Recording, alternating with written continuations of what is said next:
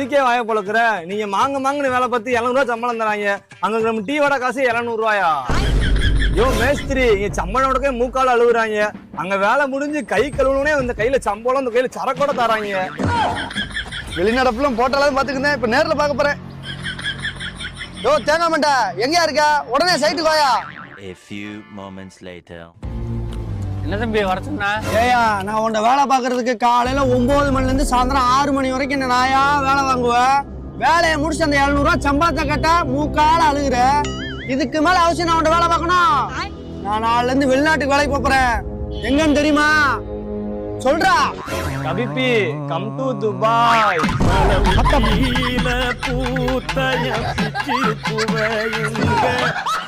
ஏண்டா குண்டு போடுற இடத்துல கூட்டு போய் என்ன கொல்ல பாக்குறியாடா?